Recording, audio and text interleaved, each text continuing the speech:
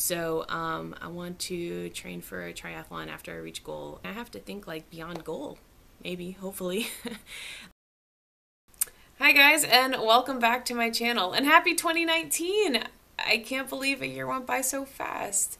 I feel like 2018 was a really great year, and I just want to take a little time to reflect back on it and talk about 2019. I know we're already a week into the year, but better late than never.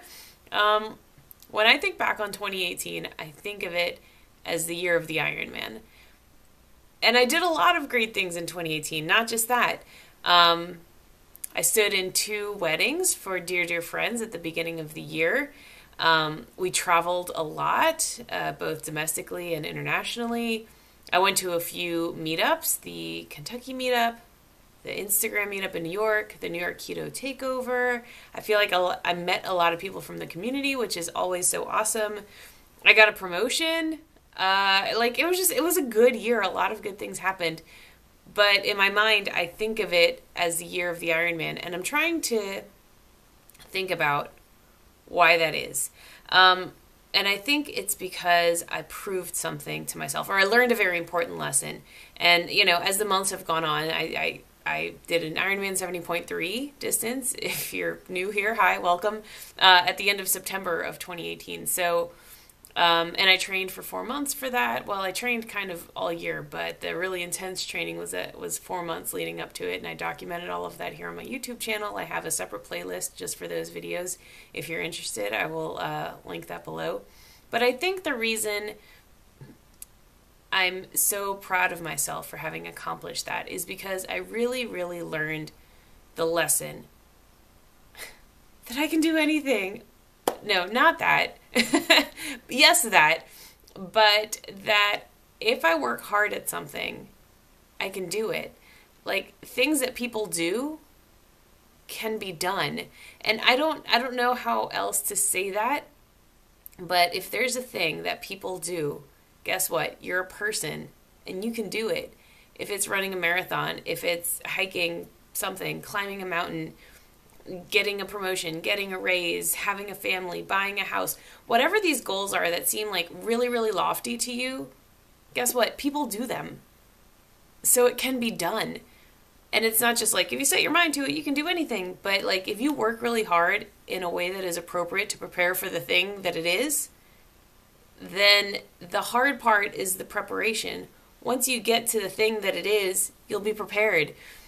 And it sounds so simple to say, but it's been a really great lesson to learn. And I think also for me, it's that I proved to myself that I can be as disciplined as I want to be.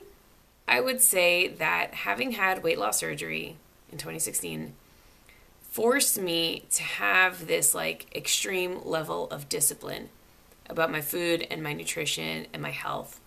And now I know that I can be successful in that type of endeavor in the future. And that helped me cultivate a level of dedication for similar types of tasks.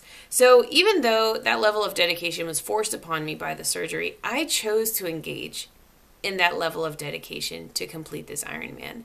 And that's what I'm so proud of myself for. I chose to engage in a really extreme level of dedication, and I fulfilled the thing that I set out to do. And that's incredible, It really makes me feel like I can do anything in the future. Again, not just like, I can go run a marathon tomorrow, but like, anything that I really decide I can do, that I want to do, if I prepare for it, I can do it. And guess what? Same goes for you. I'm not superhuman. I'm not special. I'm just a person. I'm just a person who decided to really, really prepare for a thing. And then on thing day, I was prepared. And, when I talk about like long-term preparation, that is for real. I started talking about doing a triathlon on January 1st of 2017, 2 years ago. I said that when I reached my goal weight, I would train for a triathlon. This was my like long-term vision. And so after I reach goal, I want to start training for a triathlon, even a small one, right? I mean, I think triathlons I don't even know anything about it, to be honest. But triathlons, they can be like different lengths or levels or whatever. So just a small one. I thought that a 70.3 distance would be a small one because it's a half iron as opposed to a full Ironman. But it's running, biking, and swimming, and I've never been a runner. I mean, I can run, but I've never loved running. But swimming, of course, I really love, and biking, I can definitely bike. I had no idea what I was in for. I had no idea. But I researched and sought out so much help and read everything I could find, and I trained and trained and trained, and I did not miss a single day. And then I did it. And then at mile 10, I was like, there's only 3 miles to go of a 70-mile race. Like, I'm almost there. Come on, girl, let's go. And at that point, I was checking my Fitbit and my time, and I knew I was close. I wanted to finish under 7 hours, and I finished 6:55. So in those last 3 miles, I gave it everything I had. And it's like you get to the finish line, and it's this like long red carpet. And not until I got on the red carpet was I like, oh my God, I might actually finish. Like, I might actually do this. It's crazy. And then as you approach, they like call your names over the loudspeaker. You are an Ironman. And I just like, it was just such an exciting moment. And I am just so proud of myself. Like I said, it's such a great lesson to have learned that like the things that people do can be done by you and by me and by anybody, because I'm not special and they're not special. They just, and I'm so proud of myself. Like I said, it's just such a good lesson to have learned because I'm not special. You know, like the things that people do can be done by people. And I'm a person and you're a person. You know what I mean? Like, there is no thing that people do that I can't do. And that's a really cool feeling. So yeah, I feel like 2018 was a really incredible year. Thank you so much for all of your love and support. I have made so many friends in this community, and I feel like I sound like a broken record, but it's true. I really am so thankful for all of you guys.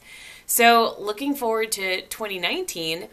I know a lot of people often have resolutions to like work on their finances or to declutter, but I'm a very organized person. Organized is different from disciplined. I think even long before weight loss surgery, I was always an organized person. I certainly did not have the level of discipline that I have now. I think that's something that has grown with age and time and experience. But I've always been very organized. And so I don't have a goal of decluttering. Everything has its place. Everything's organized. I'm an organized kind of person. As far as my finances go, I feel like that's a part of like adulting, a part of growing up and learning how to manage your finances. And in like the 2 years before my weight loss surgery, I fell really hard into the personal finance community online, which is not nearly as nice as the weight loss surgery, keto community that we're in right now. Like, those girls are mean. But I was really into it for a couple years, not being mean, but like learning about personal finance and sharing my story. And it's interesting, you know, the folks who struggle with or work on improving their personal finance, it's so similar to working on health and weight loss. You know, people have this like emotional reaction to things, and then they like go shopping, so they overspend. Overspending's never been a thing for me. Like, I guess I never really had like a financial problem, so addressing it wasn't hard for me, and I think that was why I wasn't really like accepted in the community. Anyway, side note, what I mean to say is a lot of the struggles that people have with their finances are similar to the struggles that people have with weight loss. So I think that once you learn to surmount one, it's easier to surmount another, or you learn valuable lessons along the way that can apply to both. And so I learned a lot about personal finance before my surgery, and I feel like those lessons I've also applied to weight loss throughout the years. But anyway, so what I'm saying is my goals aren't to declutter and to organize my finances, because those are kind of good for me in my book. Looking forward to 2019, the big thing I want to focus on is my mental health. And not that so I've moved many times in my life. my parents still live in the same home that I grew up in, but I went to a boarding school when I was 15, and I had to like move in and out of the dorm at the end of every year. So that was a few times. And then I lived on campus when I was away at college, and same thing. I had to move in and out of the dorms, like new apartment every time. So that's that's 6 moves right there. And then I moved into a house with some friends after college in New Orleans. And then my husband and I got married. We moved in together. And then I moved to Houston. And then I moved to New Jersey. So, like, I've just moved so many times. And moving really, really stresses me out. You know, and they say that, like, a list of, like, most stressful human life experiences, it's like losing your job, losing a loved one, and moving are top of the list. And, I don't know. I think it's because I'm such an organized, decluttered person generally that I like for things to be in their place, and I like to know where everything is, and I like to know what I have, and like that's a very comforting thing for me. When I'm in the process of moving, it's like boxes and throwing things out and like things in storage, and you have to get rid of things, but I've already gotten rid of things, but you have to get rid of things more, and I don't know, it's just like it's horrible for me. I absolutely hate moving. And it's a really like mentally difficult time for me. And I know this about myself, and I know that it's going to happen this year. I don't remember if I've mentioned this explicitly, but my lease here in New Jersey expires at the end of May, and I am planning to move back south. I'm not exactly sure where, probably either Dallas or New Orleans. That remains to be seen. Either way, I'm really happy that I'm going to leave the blistering cold of New Jersey for Southern warmth, Southern culture, Southern friendliness, Southern food. You know, I've traveled a lot, I've seen the world, I've experienced many, many cultures, and I know that the South is home for me. It doesn't mean I don't appreciate other places, but I know where I thrive, I know where I'm happy, and so I'm very glad that I'm going to be able to do that. I'm just like already mentally preparing myself for the move. So, obviously I will continue to share my life and my struggles and triumphs with you on this channel. Thank you for sticking with me. You know, I think I've broken out of the cycle of reaching for food for comfort when I'm stressed, but I do still find myself very much associating food with joy, and I don't think that that's a bad thing, but it's hard to not like celebrate something really wonderful with a very indulgent meal. I mean, and not that I don't want to do that, but what I'm learning is to make healthy choices, and like indulgent and healthy don't have to be mutually exclusive. Indulgent and good for you, nourishing for your body, like that is indulgent now. You know, like I've learned that if I really want to splurge and go all out, I will eat something that is like super, super good for me. I know that sounds crazy, but to me, it is celebratory to eat something that is nourishing and healthy and good. What I still struggle with is moderation, as has always been the case for me. Being more than 2 years post-op at this point, I feel like I can eat like a normal person. Sometimes, on some days, I get full quickly, but then if I just wait like 10 minutes, I can eat again. So it's about that mental connection of like, are you hungry? Are you not? Are you just like craving? Do you actually need? And I'm working through that in a really positive way, and I'm proud of myself for that too. But that's the struggle. I think that's always going to be the struggle. Portion control. I mean, I love food. I'm a foodie. That's the way it is. But I'm learning, and I feel like I'm doing really well. So that's my big goal for 2019, is to like stay in a good, sane mental headspace throughout this move, because we may or may not buy a house, you know, and that's just such a stressful process too. I think, I don't know, like I feel like there's a lot of unknowns. I like to do things well, and something like buying a house is a very major life event that I don't know how to do. And so I'll be learning that too, and I don't want to mess up, because it's like a thing that you do once every 10, 20, 30 years, you know, so it's not like I'll just have another chance to do it again, you know.